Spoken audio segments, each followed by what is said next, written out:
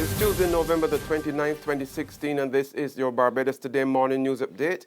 I'm Emmanuel Joseph. Thanks for joining us. There appears to be no immediate end in sight to the industrial action over a pay rise at Grantley Adams International Airport, with the Unity Workers Union joining the protest spearheaded by the National Union of Public Workers. The UWUU was at the forefront of protest action yesterday, leading another stoppage of work by some 100 employees, mainly engineers and custodians, who downed tools and picked up placards, keeping the pressure on government to meet their pay demands. Interim UWU President Alwyn Hall, a senior electronics technician at the airport, and the leader of yesterday's march told Barbados Today government's decision to lump them with the public servants did not make sense. The austerity measures that have been imposed on the country has affected every single Barbadian. They know this, and we have been asked to go stream. But yet, within the public service, every single public servant enjoys an increment. So every year, they get a salary increase. We have not had one since 2008. So we're saying, let us be allowed to be happy too. We want to be happy. It's supposed to be independence. Let us feel for it. Meet us halfway. Let's have a good Christmas.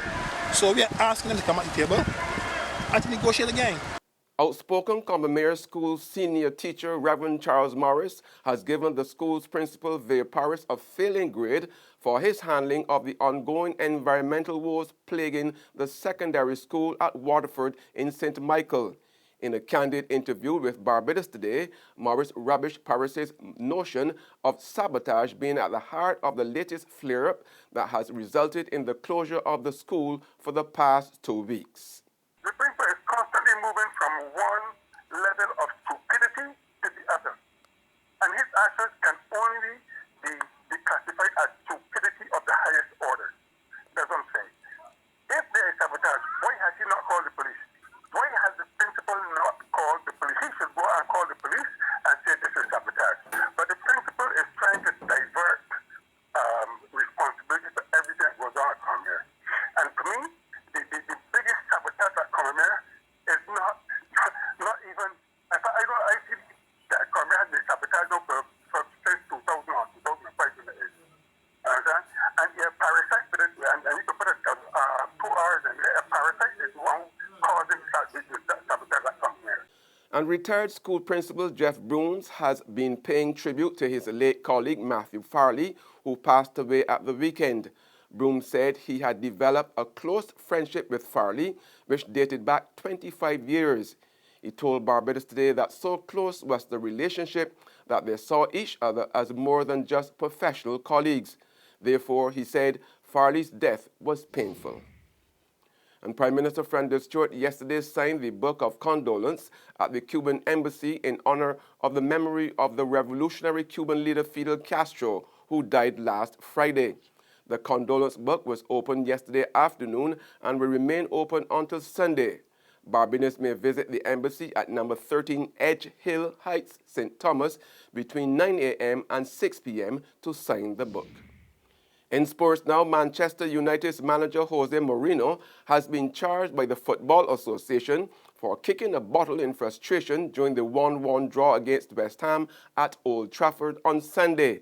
Mourinho, 53, who was sent to the stands by referee John Moss, was charged with improper conduct on Monday. He has until December 1st to respond. It is the second charge for the Portuguese in 2 months after he was sent off against Burnley on October the 29th. There's regional and international news after this short break. What Maisie, this Christmas will be the best Belgian Christmas for we. Maisie, it is all because Republic Bank just like Santa Claus. Maisie, fix up the kitchen and a new TV we get in. A special time to commemorate. Republic will help you celebrate. Get ready to celebrate 50 years of independence right through to the best Bajan Christmas ever with a Make It Happen loan of up to $50,000 from Republic Bank. Give your home a good old Bajan spruce up, buy some new furniture and appliances, or take an after-holiday trip to visit loved ones over and away. You could also be one of our lucky winners to share in fabulous prizes. Just visit any branch to apply. Go to republicbarbados.com or call us at 227-2700. We're also available via Skype and FaceTime. Special conditions apply. In Bajan style, it will be great with Republic Bank. Republic Bank, we're the one for you.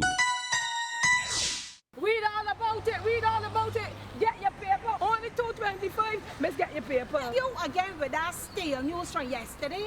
I got the Barbados today. I found my phone and I just get my news for free. What do she? The Barbados Today, news you can trust. In regional news now, in Guyana to be exact, City Hall is calling on the government to write off the $2 billion Guyana dollars it owes the country's power company, GPL.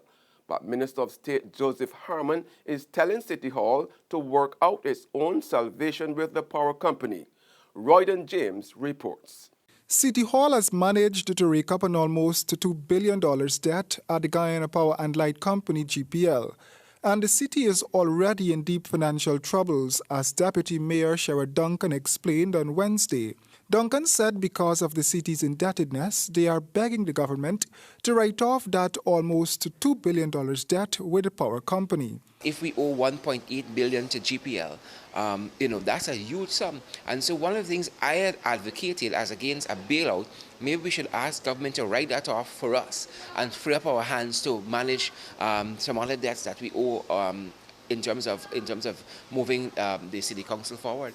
But it doesn't look like the government is willing to do just that. In fact, Minister of State Joseph Harmon on Thursday distanced the government from the City Hall GPL saga. City Hall is an independent body of persons who are elected. GPL also is a company, even though the government has the majority share as a company. GPL is GPL Inc. So there is an elected body and a private company that's basically dealing with this issue of a write-off. So I would not comment on it. And on the international scene, President-elect Donald Trump stepped up his search on Monday for a new U.S. Secretary of State with the focus on David Petraeus, a former U.S. military commander in Iraq whose mishandling of classified information led to his resignation as CIA chief in 2012. Trump and Vice President-elect Mike Pence have met with about 70 people so far as they look to shape their White House and cabinet team before taking office on January the 20th.